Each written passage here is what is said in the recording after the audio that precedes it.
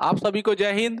और मैं आप सभी को बता दूं कि जिस प्रकार आप लोग श्वसन और पोषण के सभी वीवीआई क्वेश्चन को किया है, उसी प्रकार इस सेशन में हम लोग आपके बायोलॉजी के पार्ट 3 परिवहन के बारे में जानकारी प्राप्त करेंगे।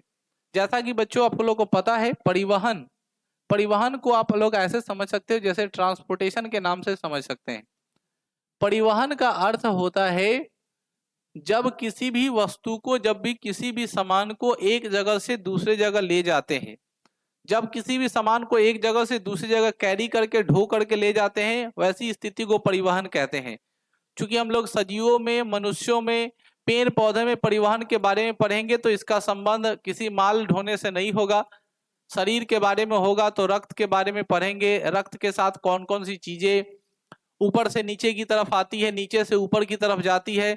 ऑक्सीजन हमारे शरीर में ऊपर से नीचे कैसे की तरफ जाता है, ऑक्सीजन का क्या काम है, ऑक्सीजन को कैसे अंदर की तरफ लेते हैं, बाहर की तरफ छोड़ते हैं।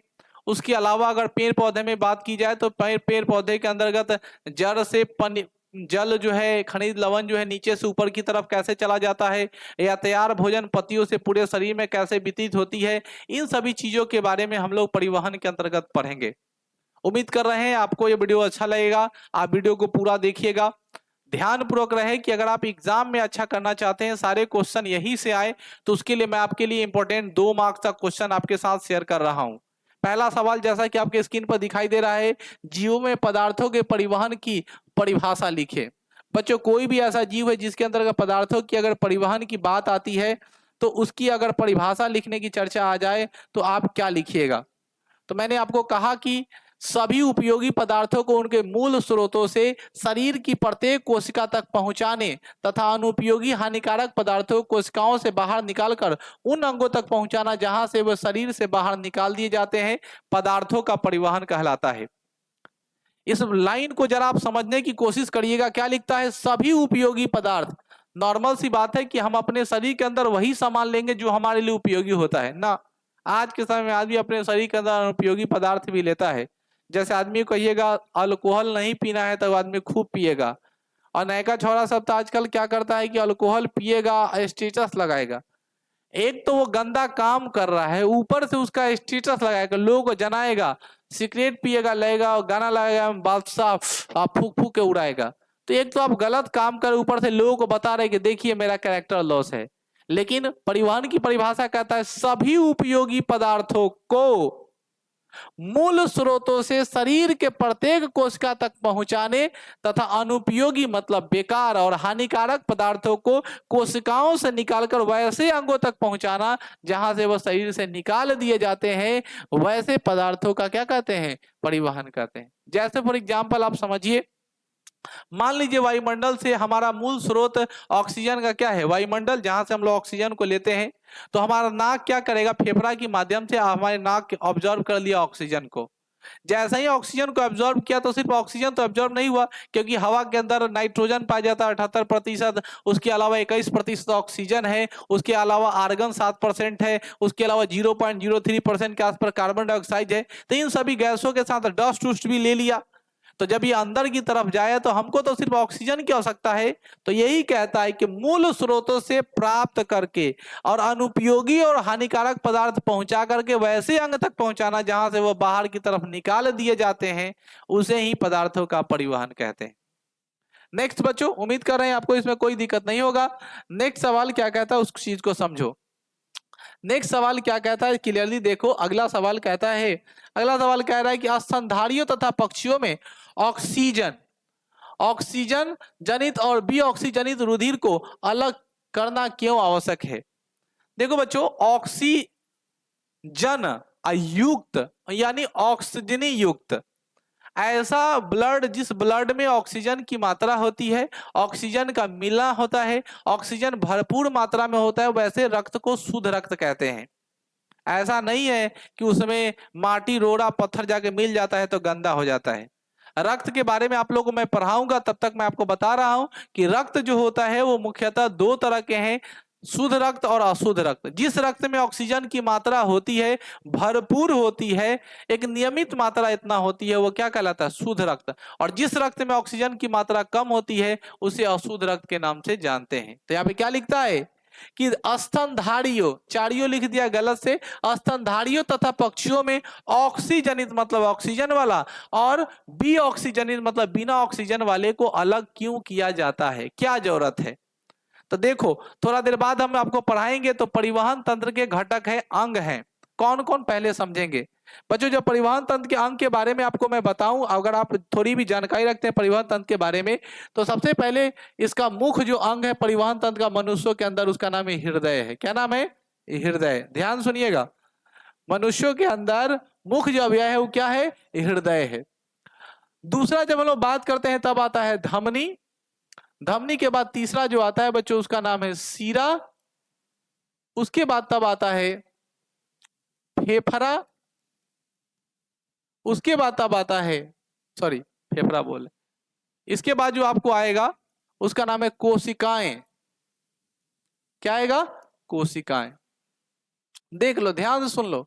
हृदय हमारे शरीर के अंदर पंपिंग का काम करता है, अर्थात यह रक्त को एक जगह से दूसरे जगह पहुंचाने में अहम योगदान रखता है। यह हार्ट को प्रेस होने से पूरे शरीर में क्या होता है, रक्त वितरित हो जाता है, चला जाता है, और जैसे ही यह संकुचित होता है मतलब पचकता है, ऊपर की तरफ ऐसे खींचता है, तो क्या होता है, पूरे अशुद्ध रक्त हार्ट के पास चलाता है। यही चीज है। धमनी क्या होता है, धमनी से ऑक्सीजन युक्त रक्त हमेशा प्रवाह होती रहती है। कहने का अर्थ बच्चों कि इसी से हमेशा, इसी धमनी से हमेशा क्या होता है, इस चीजों को आप लोग समझनी चाहिए। इस चीजों को आप लोग अगर आप समझ पाएंगे तब वो कोई दिक्कत नहीं होगा। इसी से हमेशा, इसी धमनी से हमेशा क्या होती है, हमेशा धमनी से रक्त कोशिकाएं जो होती है शुद्ध ऑक्सीजन वाला रक्त पास होता रहता है। जबकि बात करते हैं सीरा की, तो सीरा के अंतर्गत कहा जाता है कि ये जो सीरा है, इसी सीरा से, इसी सिराएं से क्या होती है, और अविऑक्सीजनित या अशुद्ध रक्त पूरे शरीर में प्रवाह होता है। जबकि ये जो कोशिकाएं हैं वैसे जगहों पर रक्त पहुंचाने का काम करता है जो संकीर्ण भाग होता है, जहां पे कोई नस नहीं होता, जहां पे कोई वेन नहीं होता। जैसे मान लो ये तुम्हारी अंगुली है, तो देखोगे अंगुली के ऊपर, देखो अपने अंगुली के ऊपर देखोगे तो यहां तक नस आकर के खत्म हो गया है। अब इस अंगुली में कोई भेन नहीं है, और यहां से अंगुली को काटोगे तो खून आना शुरू होगा। तो क्या यहां से यहां ब्लड गया, कैसे गया है, तो यहां से यहां गया है कोशिकाओं के माध्यम से। तो कोशिका का काम है वैसे संकीर्ण जगहों पर क्या पहुंचा देना, रक्त पहुंचा देना, जहां पर कोई भी धमनी और सीरा का प्रवाह नहीं है, वहां पे शुद्ध और अशुद्ध नहीं जाता है। वही सवाल पूछता, अब क्यों जरूरी है। देखिए भैया, अगर ये अगर नहीं करेंगे, अगर इस तरह का अगर हम लोग ऑक्सीजन भी ऑक्सीजनित को अलग नहीं करेंगे तो इससे क्या परिणाम होंगे। सबसे पहले आंसर देखते हैं, लिखता है कि चूंकि ऑक्सीजन और बी ऑक्सीजनित रुधिर को अलग करने से शरीर में अंगों की ऑक्सीजन की पर्याप्त मात्रा में आपूर्ति होती है। एक छोटा सा एग्जांपल आप बच्चों समझिए, जैसे आपका पेट भरा हुआ है, तो जब तक ये खाली नहीं होगा तब तक दूसरा खाना आप ले नहीं सकते। कभी कल है कि फोकट का रसगुल्ला मिल गया, शादी में गए, कस के एकदम ठेल दिए। आई लड़की सब तब खाना खाने के बाद ऊपर से तैका सानी आइसक्रीम ले करके, गोलगप्पा पहले भर पेट से पहले कचौड़ी, मीट, चिकन, चिली, जितना चीज है सब पहले खा लेगी, और बाद तब जाते वक्त 5 गोलगप्पा मारेगी, और तब लास्ट में आइसक्रीम लेके चटई चटई चटई चटई आती रहती, आ गई। और वो खाना बहुत ज्यादा खा ली, अब सुबह पूरा एकदम बदजामी होगा, पूरा गैस बना और हालत खराब। अब हालत खराब है, अब मम्मी बोली बेटा उठ जाओ, गुड मॉर्निंग बेटा उठ जाओ, खा लो। तो क्या बोलते हो, नहीं मम्मी अभी नहीं खाएंगे, पेट भरा हुआ है। और ऐसा प्रोसेस शाम तक चलता रहा, शाम तक तुम नहीं खाए क्योंकि पेट में क्या है। हम लोग अपने घर पे खाना खाते हैं, घर पे जब लड़की लोग खाना खाती है तो लड़की लोग से पूछेगा कितना खाती है, तो लड़की लोग बोलती है 2 रोटी मम्मा।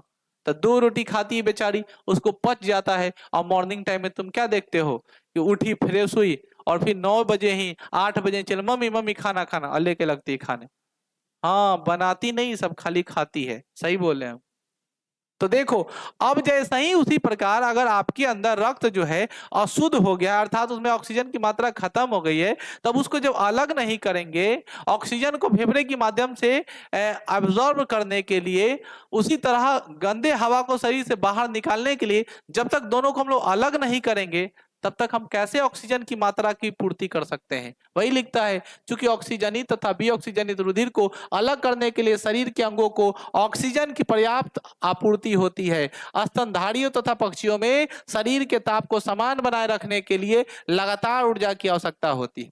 इसी प्रकार प्राणियों में दोनों प्रकार की रुधिर अलग करने की आवश्यकता होती है। ध्यान से सुनिए, ऊर्जा से हमको याद आया कि आप लोगों को मैं पढ़ा रखा हूं माइटोकॉन्ड्रिया के बारे में। माइटोकॉन्ड्रिया जो होता है कोशिका का ऊर्जा गृह होता है। क्या उसको लगातार ऊर्जा की आवश्यकता है? मैं आपको बता दूं, आपके शरीर के अंदर जितनी सारी कोशिकाएं हैं, जितने सारे जैविक क्रियाएं हैं, आपके आंतरिक भाग में जितने सारे पार्ट पुर्जे हैं, आपके शरीर के अंग हैं, उसको चलाने के लिए कहीं ना कहीं ऊर्जा की आवश्यकता होती है। और हर बार तो हम लोग खाते नहीं है। तो देखो, हम लोग जो भोजन खाते हैं वो ग्लूकोज के रूप में तैयार होता है। वह ग्लूकोज हमारे बॉडी के माइटोकॉन्ड्रिया के आंतरिक भाग में जाके स्टोर होता है। जब हम सांस लेते हैं तो श्वसन की क्रिया में मैंने आपको बताया था कि ऊर्जा मुक्त होती है। अब वो ऊर्जा मुक्त मतलब ग्लूकोज का विखंडीकरण। अब मान लो कोई आदमी 2 दिन से खाए नहीं करेगा तो ससुरा के अंदर क्या है? ग्लूकोज नहीं है। अब ग्लूकोज नहीं है तो क्या होगा? तब वो वसा को तोड़ेगा, वसा को तोड़ को ऊर्जा करेगा।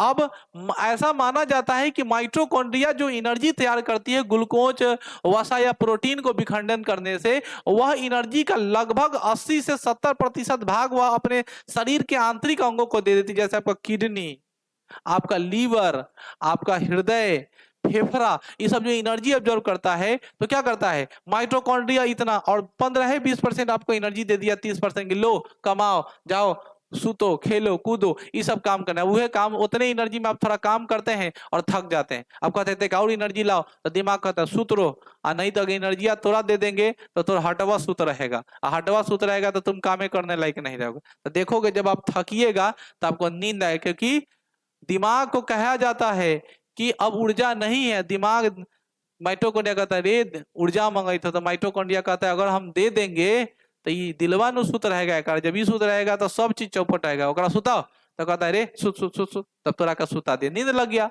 और जब हार्ट जब काम करने लगा, उसको ऊर्जा ज्यादा दिया गया तो उसी में थोड़ा मोड़ा बचल रहेगा, वह ऊर्जा के लेके आता है और कहता है उठ उठ उठ उठ उठ, तुमको उठाया, और उतने ऊर्जा देगा कि तुम उठते चिल्लाने लगे कि मम्मी खाना देना, और फिर लगे तुम ठोसने। जैसे ही तुम खाना अंदर किए तो फिर तुमको वही प्रोसेस है, ग्लूकोज लेगा, 80% भाग लेगा, फिर 20% देगा। इसीलिए 6-7 घंटे के 5 घंटे के अंतराल में आपको क्या होने लगती है? भूख लगने लगती है। आपको दिमाग कहा जाता है खाना मांग मांग मांग मांग, बाहर से मांग, बाहर से मांग। लेकिन जब आपको दिक्कत होने लगता है, खाने की दिक्कत है, मांगने पर भी आपको नहीं मिल पाता है, तब धीरे धीरे आपकी क्या है? वसा खत्म होती है। वसा से आपकी मोटापा कम हो जाएगी, उसके बाद प्रोटीन, और एक समय ऐसा है कि आप सांस लेना बंद कर दीजिएगा और आदमी क्या हो जाएगी? मर जाएगी। उम्मीद कर रहे हैं आपको ये चीज समझ में आ गया होगा। अगले क्वेश्चन की तरफ बढ़ते हैं। Question number 3। क्वेश्चन नंबर 3 कहता है कि उच्च संगठित पादप वहन तंत्र के घटक कौन है? पहले समझ लो, पादप अनेक शब्दों के एक शब्द हिंदी में पूछ सकता है। जो पैर से पानी पीता है उसे पादप कहते हैं। जो पैर से पानी पीता है उसे पादप कहते हैं। हम लोग मानव हैं, ठीक है? तो वही कहता है पादप में वहन या परिवहन बोल सकते हैं। पादप में वहन तंत्र के घटक कौन कौन है पहले समझो। पेड़ पौधे, जब आप लोग पेड़ पौधे के बारे में थोड़ा सा जानिएगा, पेड़ पौधे को थोड़ा डिटेल में ले लेते हैं ताकि समझ में आए। क्योंकि मैं एक क्वेश्चन से बहुत सारा क्वेश्चन कराने की इच्छा रखता हूं। मैं चाहता हूं कि जब मैं पढ़ाऊं, देखो ये तुम्हारे पास पादप है, चीजों को समझिए। ये तुम्हारे पास क्या है? पादप। ये पेड़ पौधे जो होते हैं ना बच्चों, 2 तरह के होते हैं। एक होता है स्वपोषी पेड़ पौधे में भी, एक होता है परपोषी। स्वपोषी वाला क्या करता है? प्रकाश संश्लेषण करता है। और परपोषी वाला प्रकाश संश्लेषण नहीं करता है। ये अपना भोजन बनाता है, ये अपना भोजन नहीं बनाता। जैसे अमर बेल। कौन बेल बच्चों? अमर बेल नाम का एक पौधा है। वो क्या करता है? जिसमें पत्ती होवे नहीं करता, सिर्फ तना रहता है, इन्होंने लतरई, और क्या करता है? जाता है या बस। उसी तरह गोबर छत्ता बोल सकते हो तुम लोग, गोबर छत्ता, ठीक है ना? गोबर छत्ता भी क्या करता है? मशरूम जिसको कहते हो, वह गया, वो तो हालांकि मृतजीवी का एग्जाम्पल है, ठीक है ना? वो मृतजीवी का है लेकिन वो परपोषी के अंतर्गत आता है। ऐसा ये ऐसे पौधे हैं। तो अमर बेल मान लो कि एक ऐसा पौधा है जो क्या करता है? भोजन को अपने नहीं बनाता। अब पेड़ पौधे जो है जैसा ही भोजन बनाएंगे, तो परपोषी का तो कहानी खत्म हुआ। अब आप लोग समझिए, जैसा ही पेड़ पौधे अपना भोजन बनाएंगे तो भोजन बनाने के लिए क्या क्या चीज चाहिए? तो प्रकाश चाहिए, तो प्रकाश तो मिल ही जाएगा बउआ। कहाँ मिल जाएगा? तो सूर्य दे ही रहा है, पेड़ पौधा का शरीर भाग पूरे भाग पर दे रहा है सूर्य का प्रकाश, तो उसको प्रकाश मिल गया सब भाग में। दूसरा भाग चाहिए कार्बन डाइऑक्साइड, इहो मिल जाएगा क्योंकि सब जगह हवा बउआ रहा है, सब जगह हवा बउआ रहा है तो नहीं टान लिया, कार्बन डाइऑक्साइड ले लिया नेचर से। तीसरा है बच्चों खनिज लवण। कौन लवण? खनिज लवण। और चौथा चाहिए जल। ये दोनों तो पाया जाता है जड़ में, खनिज लवण दोनों कहाँ पाया जाता है? जड़ में पाया जाता है। अब तुमको स्वपोषी पोषण में पेड़ पौधे में भोजन कहाँ बनती है? तो पत्तियों में बनती। कहाँ बनती बाबू? पत्तियों में। अब पत्तियों में जब भोजन बनेगी तो जड़ यहाँ है और पत्ती यहाँ है, तो खनिज लवण तो नीचे से ऊपर जाएगा ना। तो नीचे से ऊपर कोई ढो के ले जाने वाला आदमी होगा कि नहीं? नई की कन्या सब आए रहेगी जा। तो पहले के जमाने में उतना व्यवस्था नहीं था, तो गांव समाज में देखिएगा दूरा पर रहता है कल, तो कहेगा मम्मी जी एक बाल्टी पानी ले आए। तो क्या कर रहा है? मम्मी जी एक बाल्टी पानी लेके बहू को दे दिए।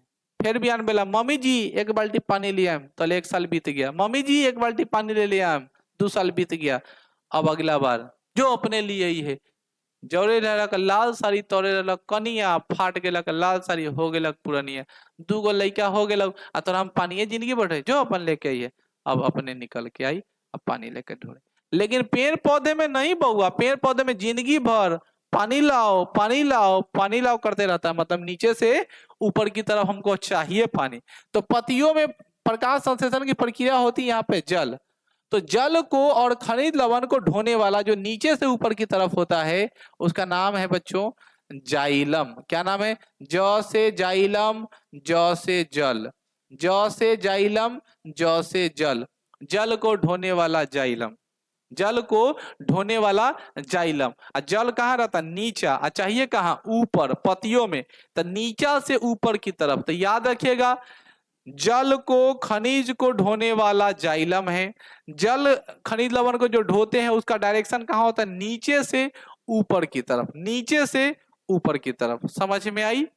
अब यहाँ पर कुछ देर बाद प्रकाश, अब तो सब सामान मिल गया, खाना बनेगा।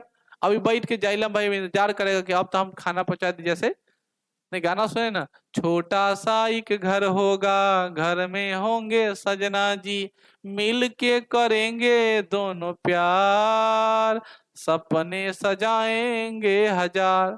जाइलम कमा उमा के पहुंचा दिया घर में। अब खाना बन रहा है, प्रकाश अंदर क्रिया हो रही है, कार्बोहाइड्रेट मंड ग्लूकोज स्टार्च तैयार हो गया। अब जैसे ही तैयार हो गया स्टार्च, तो अब क्या होगा भैया? खाना तो बना दिया, तो काम मेहरारू के ना पूरा लंग परोसना। तो अभी ये लंग लेकर के परोसेगा, तो खाना बन के तैयार हो गया तो कोई परोसने वाला होना चाहिए ना। तो का नाम है बच्चों फ्लोयम। क्या नाम है बच्चों? फ्लोयम। और वही फ्लोयम क्या करता है? क्या नाम है बच्चों? फ्लोयम। क्या नाम है? फ्लोयम। और वही फ्लोयम क्या करता है कि पूरे शरीरों में, पूरे शरीर के भीतर क्या करता है?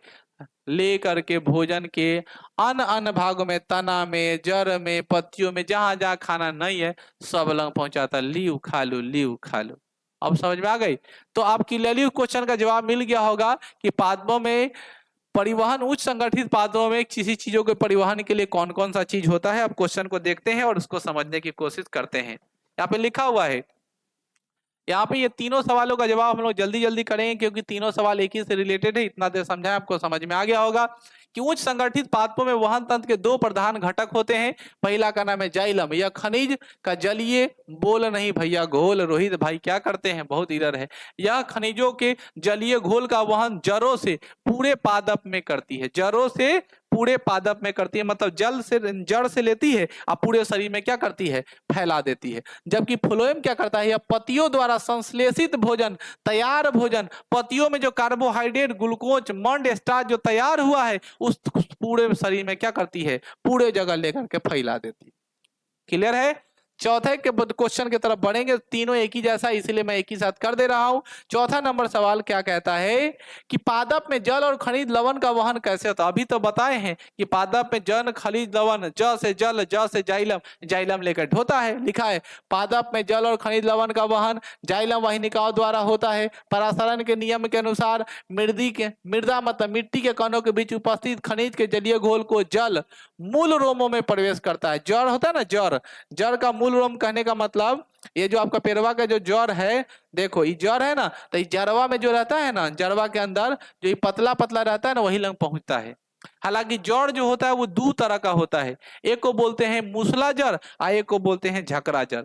एक को बोलते हैं मूसला जड़ और एक को बोलते हैं झकरा जड़। तो ये जो बच्चों जो मूसला जड़ होता है ना, मूसला जड़ आप अच्छे समझिएगा, ये जो मूसला जड़ होता है वो एकदम सीधा रहेगा, एकदम गहीर एक बग अंदर में गेल रहेगा मूसला जड़।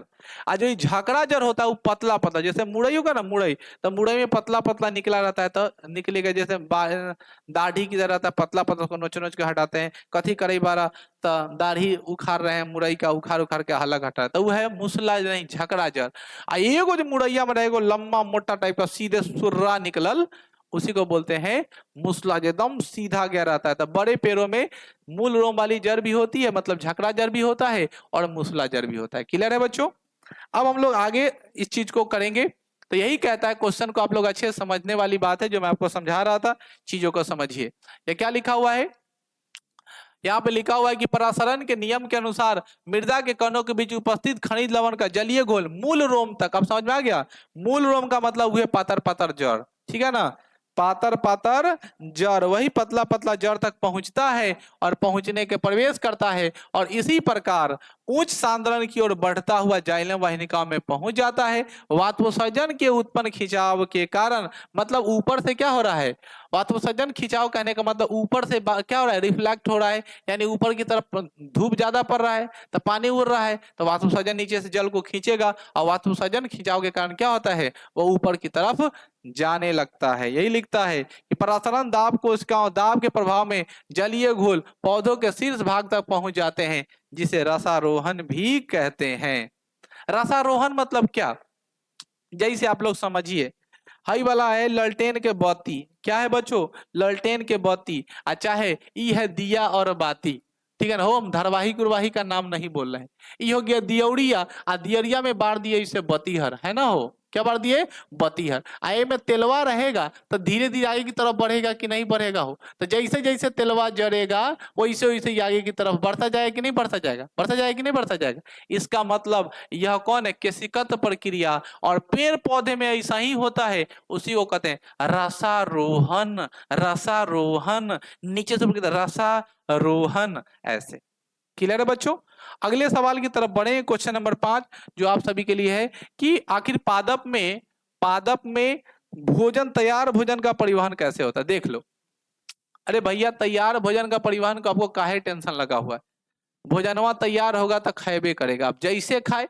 तो तैयार भोजन के बारे में यहाँ क्या कहता सो समझिए, तैयार भोजन के बारे में क्या कहता सो देखिए। ये लिखता है, क्या लिखता है कि पौधों में भोजन का परिवहन पत्तियों के प्रारंभ होकर फूलों एवं वाहिनिकाओं द्वारा पूरे पादप में होता है ना, क्या होता है, पत्तियों से प्रारंभ होता है और पूरे पादप में, मतलब पेड़ पौधे के पूरे शरीर में जाके खाना जाता है। ऐसा तो नहीं कि तू खाना बना लेगा अपने खा लेगी, है ये पूरा परिवार आदमी को खिलाओगे। तो पत्ती में खाना बना और पूरे शरीर में क्या हो गया, वितरित हो गया। फूलों वाहिनिकाओं की चालनी नालिकाओं में चालनी पट से होकर भोजन का प्रवाह उच्च सांद्रण से निम्न सांद्रण की होती है, मतलब ज्यादा से कम की तरफ। तो भोजन परोसने में दिक्कत नहीं था, ऊपर तैयार है, ऊपर से दनादन दनादन दनादन दनादन दनादन नीचे आ गया, हो गया, अब भोजन लेके पसार दी। इस प्रकार भोजन पूरे शरीर में क्या होगा, चला जाता है। उम्मीद करते हैं आपको वीडियो अच्छा लगा होगा। आज 5 क्वेश्चन हमने डिस्कस कर दिया है, छठे क्वेश्चन के लिए आपको वीडियो के लिए इंतजार करना पड़ेगा। तब के लिए धन्यवाद और आप सभी को जय हिंद। आप सभी को स्वतंत्रता दिवस की हार्दिक शुभकामनाएं। जय हिंद, जय भारत।